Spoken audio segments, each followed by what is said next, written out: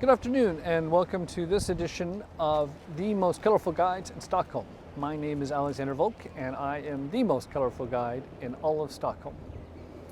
Today we're going to have a video about my home, which is Tanto. I've been living here for 20 years. I've been living in Sweden for 25. I immigrated back in 1995 from Kansas City, Missouri, and I was ready to get the hell out of Dodge. This area where I live, Tanto, is really beautiful. The Årsta Bridge is behind me. That goes to Årsta and it goes to Liljeholmskajen, the new city district. It's great to take a walk. One of the fun things that my husband and I like to do is in the wintertime when we can see through the trees, we got a great view of the bridge. We can watch people walking along and we can see them as they block out the lights. So it looks a little bit like Pac-Man. Now, the history of SÖDERMALM goes back to the 13 and 1400s. And here's what happened during that time. The first settlers were people that they kicked out of the old town, which is an island in the almost the dead center of Stockholm City. They kicked out a whole bunch of people who they didn't want to live next to. Kicked out the tanneries, because they smell awful, because they tanned hides with urine. They had big vats of urine, and who wants to live next to a big vat of urine? They also kicked out the whale oil refineries because they boiled whale oil blubber and they made lamp oil out of it, and that just smells foul.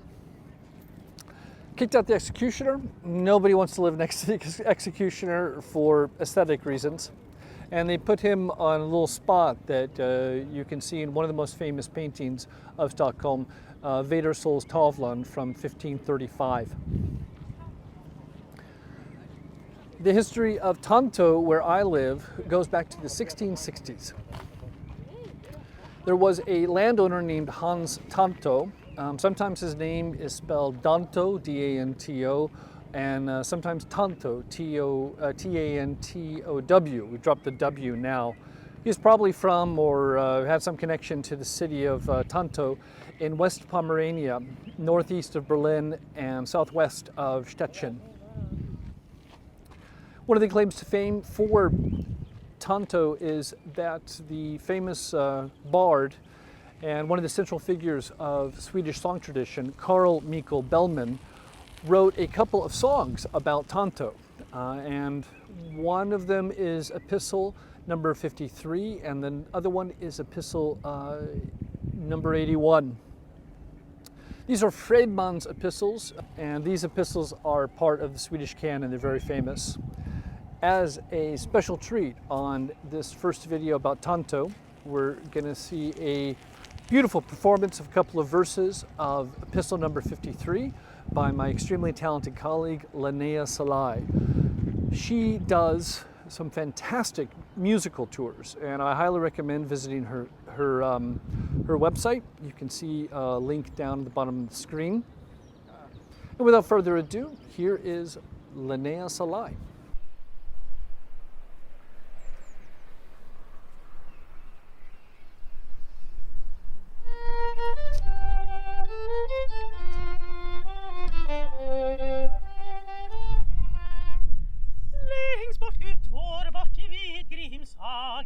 Ligger krogen Rosenlund, krögarna känn för röst och mage, för musik och friska och sprund, tryck och slå takten kring denna trakten. Syns tobakslador, trädgårdar och fält, kråkor skrän hör skarpt och gällt, krax, krax.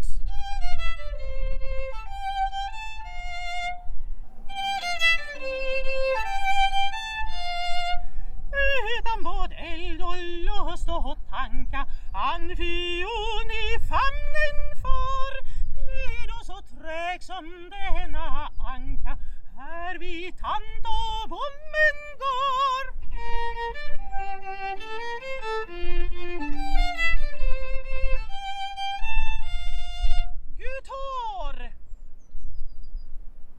That was Linnea Salai performing with her violin 2 verses, verses 2 and 3 from Fredman's Epistle Number 53. The title of this epistle is regarding the fight below Tanto Boom Gate at Tees one autumn night. And T should be a reference to Gardener Eric Turin, who owned the Rosenlund's pub, which is somewhere up behind me, up by what is now today Rosenlundsgatan. So, Fredman's Epistle Number 53. Without thought, desire, or pluck, he takes the violin in his arms, then becomes lame as a duck. Here at Tanto Boom he goes, hear how he fights, stupidity ignites, and kills Olympus's small pleasures and stings in each of his snaps and strings. At the end of Grimm's Hagaboy lies Rosenlunds. The innkeeper is known for his voice and belly, for generous pours and tunes. Up and down this street, tobacco sheds, gardens, and fields plowed, the cries of crows heard sharp and loud. The subject of that epistle is the dangers of drink. It's the reason why a fight breaks out. Swedes used to drink a lot, and actually they still drink a lot today. In fact,